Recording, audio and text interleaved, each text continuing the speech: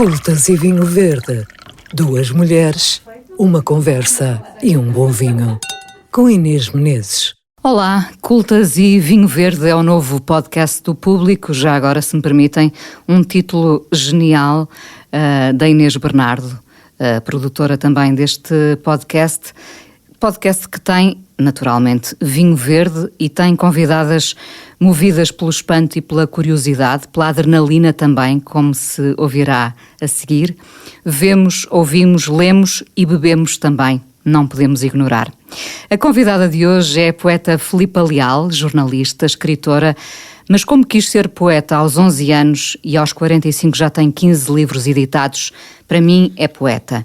Poeta nas palavras mais simples e nas esdrúxulas também. Mérito, límpido, autêntico são palavras que lhe caem bem. Esdrúxulas. Poeta nas imagens claras e turvas, nos nomes que convoca, nos cenários para onde nos atira. O livro novo da Filipa chama-se Adrenalina, uma edição da Assírio e Alvim, e vamos estar a conversar e a lê-lo entre um copo de soalheiro mineral rosé 2023, Pinot Noir e Alvarinho, castas que lhe proporcionam persistência e elegância. Também há poesia nisto, Filipa.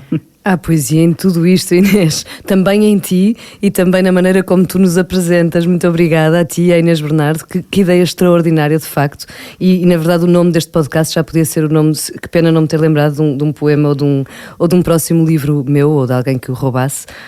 Ainda bem que se lembraram primeiro. Que belo vinho que vamos experimentar. Que belo vinho que já estamos a beber, já confesso, estamos a beber, que já provámos. Já provámos, eu não queria dizer, não sabia se podia.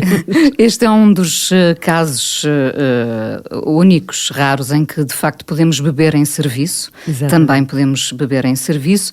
Filipa, e para começar, enfim, já te pedi autorização para ler um poema teu do novo Adrenalina, que cai bem com este vinho, chama-se Mercado de Tavira. Maravilha. Este é um vinho que cai bem com peixe, com marisco, com saladas, com coisas mais leves. E então vamos entrar no Mercado de Tavira. O homem meteu a mão dentro do polvo e disse: a boca parecia de vidro. Acho que foi isso que disse o homem que ficou de arranjar o polvo. Tenho a certeza de que lhe tiraram a boca. Eu não quero que me tirem a boca. A minha vida é a intenção de não me tirarem a boca.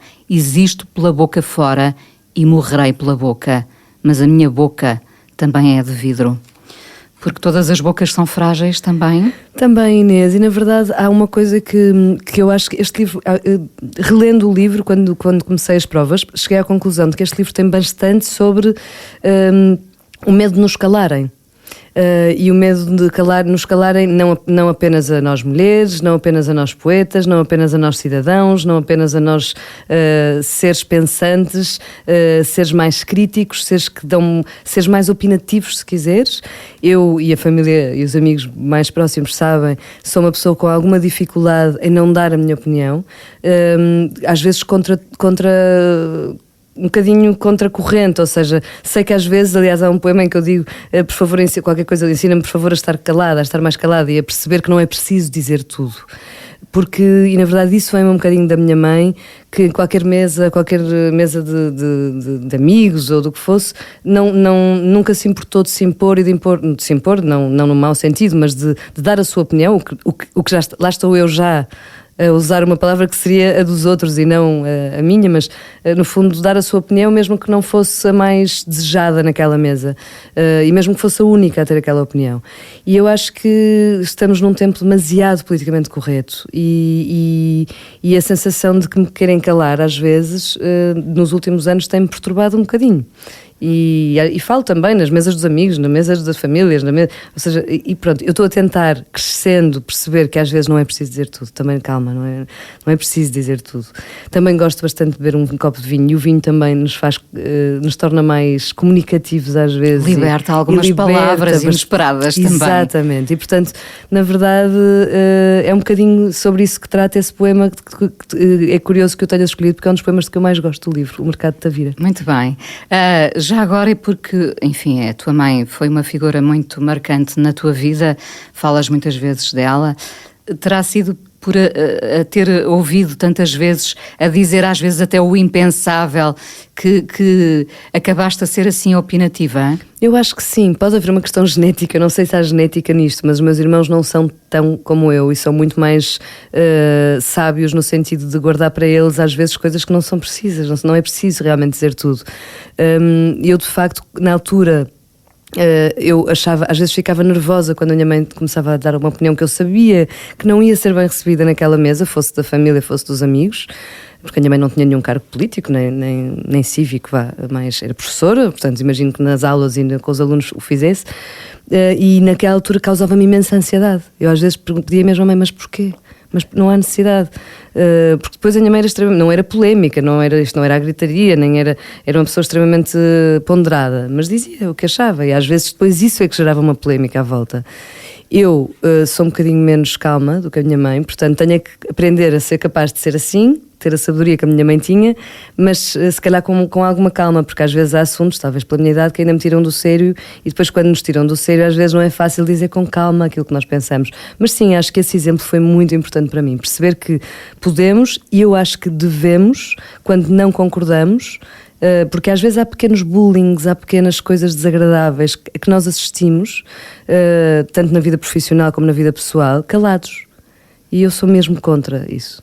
Eu estava a lembrar-me do meu irmão, jornalista, um apreciador de Alvarinhos, nem de propósito, que a dada altura me resumiu dizendo que eu sou epidérmica, e eu nunca mais deixei de pensar no epidérmica. Bom, com consciência disso mesmo, hoje em dia conto até 30 até responder, não é? Às vezes até ensaio uma resposta escrita ou oral, gravada, e depois penso, fiz bem em não responder, fiz bem em não enviar. Serás tu uma epidérmica? Acho que sim. Não falei com o teu irmão a tempo, estou a falar contigo, estou a falar com ela, com a Inês, finalmente, e portanto acho que é isso que eu preciso de fazer a partir de... Acho que este livro, de certa forma, talvez já seja isso. Ou seja, acho que mesmo talvez nestes poemas, em que eu digo o tempo todo não me calem, não é que eu cale coisas, mas acho que elas já estão ditas de uma forma um bocadinho menos excessiva, talvez. Sim, eu ia dizer que talvez algumas palavras mereçam um resguardo e outras precisam em absoluto de ser destapadas. Sim. Mas a vida também é este equilíbrio, não é? Exatamente. E a vida pessoal, a vida profissional, a vida familiar, nós estamos sempre a ter que ter esse equilíbrio. E eu estou um bocadinho cansada também de ser sempre a pessoa que dá a sua opinião num grupo de pessoas caladas. E muitas vezes isso acontece-me. Muitas vezes. Aconteceu-me ao longo da adolescência, ao longo da vida. Na adolescência havia alguns amigos que, se nos ouvirem, vão achar graça, que eu agora finalmente assumo isto, que me diziam, mas tens que ter sempre razão, mas que chatice. E não era o facto de eu achar que tinha razão, era o facto de eu achar que aquilo tinha que ser absolutamente discutido. Pois é, que é muito diferente ter opinião ou querer ter razão. Exato. Não é? E isto às vezes é confundido. Se me disserem uma coisa contrária, eu fico contente, mas muitas vezes é só um monólogo. Eu dou a minha opinião, toda a gente fica zangada e vou para casa. O que é melhor? O silêncio logo a seguir ou a discordância? Eu desespero com o silêncio. Eu desespero. Aliás, o segundo poema deste livro, que se chama Notívaga, que diz qualquer coisa como não calem o poeta, porque não há nada pior do que cortar a língua. Não calem o poeta, nunca calem o poeta, não há nada pior do que cortar a língua a um poeta. Ele não se cala, fica tudo nos livros, não é? E na verdade, eu acho que tenho tido alguma dificuldade com isso. E o silêncio é a pior resposta que me podem dar. Isso sim faz com que eu me exalte mais. É exasperante para uma pessoa como eu. E para quem faz rádio, enfim, o silêncio às vezes pode ser, de facto, perturbador. O que é que dita o ritmo da tua escrita? É uma boa pergunta. Eu sobretudo, Inês, a única coisa que eu desejo e que quero que se mantenha, e provavelmente eu repito muito nesta resposta, mas sempre que eu penso em relação à poesia, à minha poesia, enfim, são 20 anos apesar de tudo neste momento, a única coisa que eu desejo é que ela não deixe de ter poesia lá dentro, é que ela não deixe de ter literatura lá dentro, mas acho que há um ritmo que é fundamental e que distingue a poesia da prosa, de facto, e que distingue a poesia da ficção. E mesmo nos modernistas, e mesmo quando lês o Álvaro de Campos, ou mesmo quando lês, tu percebes que aquilo é um poema e que não é um texto em prosa. E, portanto, alguns leitores, em alguns outros livros meus que são mais sequenciais, como A Estrada para Firopótamos, por exemplo, já me disseram, parece um livro de crónicas de poemas, ou uma mistura entre a crónica e o poema. Eu acho graça, mas ainda assim prefiro acreditar que nunca vou ceder nesse ponto. Ou seja, é um ritmo que eu acho que não sei descrever, não sei exatamente qual é, não há nenhum truque. Não há um detetor de poemas, não é? Não há um detetor de poemas, portanto, é possível que as pessoas leiam os meus poemas e digam, mas isto é poesia, não é? Há sempre esta questão. E tu perguntas-te... Eu às vezes... Isto é um poema? Eu depois, sabes que a pessoa vai perdendo um bocadinho a inocência ao fim de vários livros e de ler críticas, boas e más, indiferente, e sobre os nossos livros e sobre os livros dos outros. E a única coisa que eu tento é de facto que nunca deixem de ser poemas, ou seja, que os poemas nunca deixem de ser poemas. Podem chamar-lhes tudo, lúdicos, sei lá, sentimentaloides, duvido um bocado em relação aos livros, mas pronto, podem chamar-lhes o que quiserem depois, mas espero é que não deixe de ser poesia.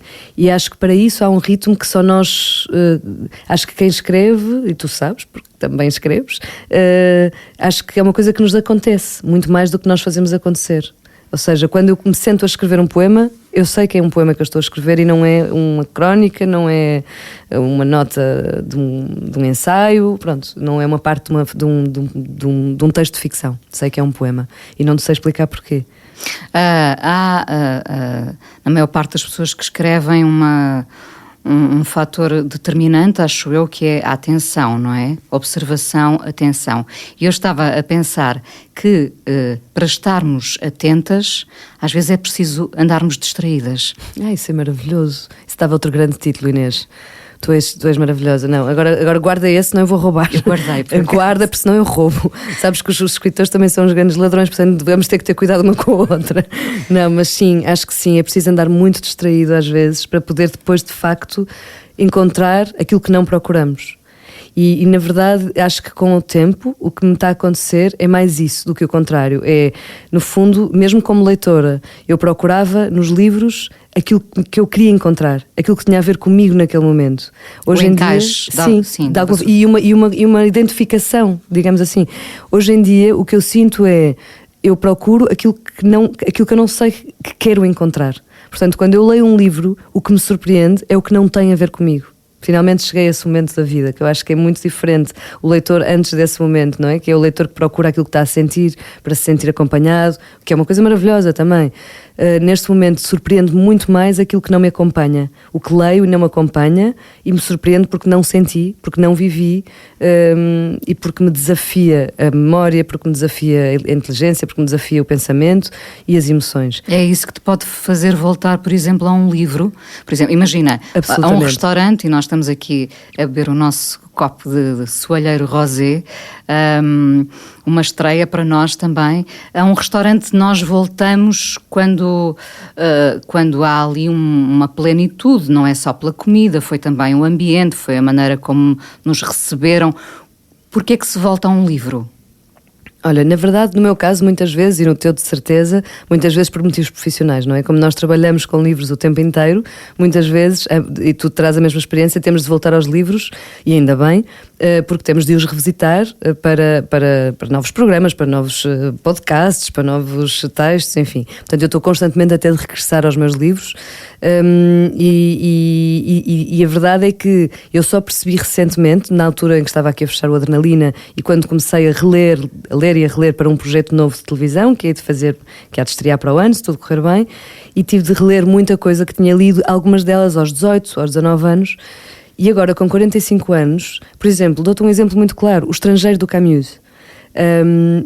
Foi um espanto para mim reler esse livro, porque eu li esse livro quando pensava que a minha mãe era imortal.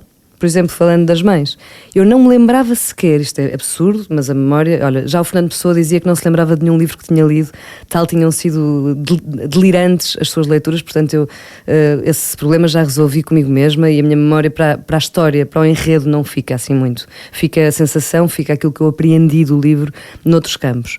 Mas acreditas que eu não me lembrava que a grande questão tinha sido a morte da mãe, no estrangeiro? Porque eu tinha mãe na altura. Ler o livro com mãe ou sem mãe, isto é só um exemplo, ou seja, claro. A nossa vida muda e nós também mudamos com os livros. O contexto também faz o livro. Absolutamente. Ler o Camus aos 18 anos, o estrangeiro em particular, e aos 45, tendo passado já pela morte da minha mãe, foi um murro no estômago. Foi dos livros que mais prazer me deu reler este ano. É um espanto de um livro, todos sabemos, mas neste momento foi de outra forma, sabes? Que no fundo lá está, não tinha a ver com a minha identificação, não procurei a identificação de forma nenhuma, até foi por motivos profissionais, mas surpreendeu-me tanto. Releiam-no, não vou estar aqui a contar a história do estrangeiro, que provavelmente muitos dos teus ouvintes já leram ainda por cima. Falaste aqui no programa que vais apresentar, chama-se A Pequena Biblioteca, vai passar na RTP2. Sim. O que é que se vai passar durante a Pequena Biblioteca? Vais apresentar um livro, um pequeno livro? Sim, na verdade a ideia da Pequena Biblioteca é que se apresente um pequeno livro para num tempo em que as pessoas têm pouco tempo para ler, em poucos minutos também. Portanto, é um programa que não demora muito a ser visto, em que as pessoas podem vê-lo e ouvi-lo em poucos minutos, e em que está a ser sugerido um livro em que pode ser lido em poucas horas, em algumas horas. Não se exige ao poeta que o seja a tempo inteiro, não é? Que seja poeta a tempo inteiro. Temos dois exemplos, o Jorge de Sousa Braga, de quem tu tanto gostas, e o João Luís Barreto Guimarães, que são médicos e até aproveitam o cenário hospitalar para trazer para a poesia. No teu caso, eu diria que é muito a observação do mundo. Não se pode ser poeta a tempo inteiro. Eu acho que não se consegue não ser. Na verdade, Inês, eu acho que não se consegue. No meu caso, eu acho que vários amigos meus, pelo menos, me dizem que eu em nenhum momento, mesmo quando estou a ser jornalista, mesmo, o que é um drama, porque um jornalista não pode ser um poeta, é completamente incompatível. Portanto, eu sou às escondidas. Eu sou jornalista, a poeta vem às escondidas comigo para os projetos e eu tenho imenso medo da poeta. Portanto, quando estou a escrever textos para um programa, por exemplo, de jornalismo, faço fact-checking 500 vezes para ter a certeza que não estou que a poeta não está a transbordar o papel da jornalista. Que não está a exagerar, que não está a transformar a realidade de alguma maneira. Tenho imenso cuidado, mas é muito difícil. Eu no outro dia li uma coisa muito bonita sobre a Jane Austen. O Chesterton, o crítico da época, dizia sobre a Jane Austen, ninguém dirá, qualquer coisa deste género, ninguém dirá que a Jane Austen é uma poeta. Mas a Jane Austen tinha o que se diz, dizia ele à época, que os poetas têm. Ela nasceu assim, ela não se fez assim. E eu achei muito bonito porque, na verdade, eu acho que, agora ao fim de 20 anos de poesia já posso dizer isto, acho que de facto eu reconheço também nos meus pares, nos poetas que admiro, que são poetas o tempo inteiro. Quer dizer, eu duvido que o João Luís Barreto Guimarães ou o Jorge de Sousa Braga estejam nos seus consultórios. E, aliás, a prova disso é que depois saem livros como A Ferida Aberta, do Jorge de Sousa Braga, enfim, eles de facto trazem também a medicina para a poesia, porque é impossível não estares a olhar com essa perspectiva. Esse olhar está sempre lá. Tens um belíssimo, e há pouco falavas de uma espécie de quase mordaça, máscara que pesa sobre este livro, e tens um belíssimo poema neste Adrenalina sobre o tempo da pandemia, chama-se Os Mascarados Anos 20. Eram os novos anos 20, sem boquilha, sem mascarilha, sem cabarés ao fim de semana. Eram novos anos de recolher obrigatório, de morrer obrigatório, de vitamina C com zinco e equinácea como único remédio para o medo. Eram anos convenientes aos cínicos, de máscara obrigatória sem metáforas e não nos olhos, não de penas, máscara na boca que fazia que sorria, que fazia que dizia. Era a década a lançar o horror da arma invisível que punha filhos a verem pais por um vidro, a vida por um fio. Passámos todos mal, sempre à espera de acabar. E acabámos aos milhões. Os que sobreviveram acabaram, foda-se, a tomar sol em comprimidos. Foi um tempo duro. Foi um tempo muito duro. Foi um tempo muito duro. Na verdade, eu vou-te dizer, isto é horrível, mas eu gostei bastante da primeira fase da pandemia, porque se toda a gente estava mais perto de mim e antes de começarem as notícias sinistras que nos abalaram a todos, no mundo todo, não ainda em Portugal no princípio, mas a ideia de pausa no princípio soube-me bem, a ideia de não ter nenhuma obrigação de ir a lugar nenhum, no princípio soube-me bem, criei bastante, fiz muita coisa, fiz um livro de colagens, escrevi imenso, fiz 30 por uma linha, escrevi contos, enfim. Depois a coisa começou a apertar. Que da pausa ao cativeiro vai uma grande diferença. Uma grande diferença. Mas pergunto se o cativeiro não potencia o poeta, a poeta. Eu acho que, na verdade, o poeta está sempre em cativeiro. É uma coisa que, por exemplo, algumas pessoas que me conhecerão mal, talvez não entendam em mim. Talvez achem porque me veem ir aos festivais literários ou que me veem a viajar talvez achem que eu sou um bicho social e como assim um bicho social pode ter alguma pausa e alguma vida interior para poder estar a escrever nessa cave escura que se associa ao poeta. Na verdade, nós temos todos esse lado, não é? Portanto, há um lado necessário e desejável de cativeiro em todos os criadores, acho eu. Portanto, no fundo... E foi esse lado que eu apreciei, porque nós também, como jornalistas e com esta nossa vida dupla, digamos assim, estamos constantemente a ter de estar num lugar qualquer. E depois com famílias a norte, como acho que é o caso de nós as duas, também por amor queremos estar também constantemente entre norte e sul e centro. E portanto a nossa vida acaba por ser um grande rodopio. Agora, de facto, esse cativeiro não precisa de uma pandemia. Ou seja, há sempre um lugar de recolha e de solidão. Caso contrário, não havia criação, não é? Portanto, consegues ditar o teu recolher obrigatório? Sim, hoje em dia consigo cada vez melhor, sim. Às vezes tenho que mentir um bocadinho. Tenho que dizer que estou noutro sítio qualquer, porque é muito difícil... corresponder a tudo o que esperam de nós, mas às vezes é preciso mesmo desligar o telefone ou pôr o telefone em silêncio e estarmos só onde estamos. Estamos aqui na estreia deste podcast para o público Cultas e Vinho Verde, e eu pedi-te hoje que trouxesses um poema, 2, 3, que combinassem com este vinho leve. As palavras podem ser pesadas, evidentemente, mas tu fizeste a tua escolha, a tua seleção. Olha, Inês, na verdade a primeira coisa que me ocorreu foi um poema do Eugênio de Andrade, um poema marítimo. Exatamente, quando me falaste de um poema marítimo, curiosamente foi este que me ocorreu. E depois terminaria com um outro que eu acho que é de facto, depois de experimentar o vinho, o mais apropriado. O do Eugênio, que todos conhecerão. O meu país sabe às amoras bravas no verão. Ninguém ignora que não é grande, nem inteligente, nem elegante o meu país, mas tem esta voz doce de quem acorda cedo para cantar nas silvas. Raramente falei do meu país, talvez nem goste dele, mas quando um amigo me traz amoras bravas, os seus muros parecem-me brancos. Reparo que também no meu país o céu é azul. Eu acho este poema lindíssimo do Eugênio, mas trouxe-te uma outra coisa, tentando surpreender-te, que também é uma coisa difícil, que é um haiku do Matsuo Basho, um poeta do século XVII, cujas obsessões eram escrever e viajar. Portanto, eu duvido que ele também não tenha bebido algum vinho no meio disto tudo. Ele um dia vendeu a casa, foi fazer uma viagem de 5 meses, era filho de um samurai que em tempo de guerra era professor de caligrafia, é considerado um dos maiores poetas japoneses de todos os tempos, e tem este poema, um haiku, portanto, 3 versos, que eu acho uma coisa... Acho que é um poema para a vida. Diz só assim: os amigos embriagados falam inclinados como cascatas de flores. Que eu acho que... Conseguimos ver ainda por cima, não é? Eu acho que se consegue ver, sim, não é? Sim, sem dúvida. É uma coisa maravilhosa, não é? Este haiku, e acho que tem tudo a ver com este vinho. Vais andar, já andas, enfim, entre gravações do novo programa, apresentações deste novo livro, Adrenalina, que eu aconselho vivamente. Tens tempo ainda para escrever? Há ali nesse tal recolher obrigatório, há tempo para a escrita? Ou a escrita precisa de um horizonte limpo? Não, sabes que eu nunca tive, infelizmente, esse horizonte limpo. Portanto, há sempre tempo para escrever, porque a minha escrita foi sempre em paralelo com tudo o que é a vida. E com a adrenalina toda. Com a adrenalina toda e também quando tomas a opção de ser freelancer, não é? Ou seja, quando tens de facto as contas para pagar ao fim do mês, há aquele poema do Cohen que eu cito neste livro, não é? Primeiro escrevi por dinheiro, primeiro escrevi por amor, depois escrevi por dinheiro. Para uma pessoa como eu é a mesma coisa, diz o Leonard Cohen, eu respondo-lhe neste livro, e de facto para mim é a mesma coisa, escrevo com o mesmo amor quer esteja a escrever por dinheiro ou por amor, mas também tenho de escrever por dinheiro.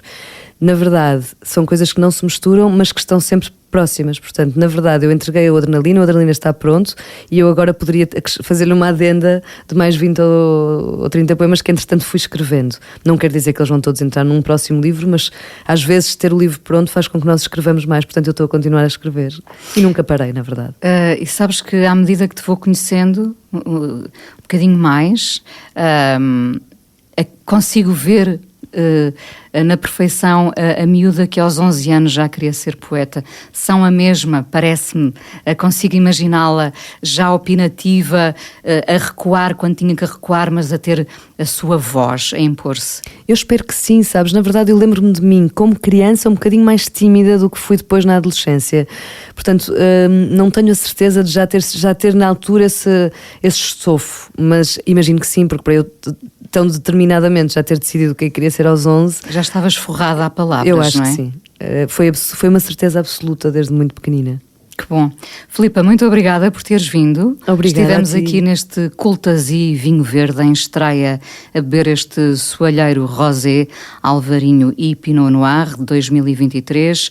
Poeta Filipa Leal a estrear este primeiro episódio de Cultasi Vinho Verde aqui no Jornal Público.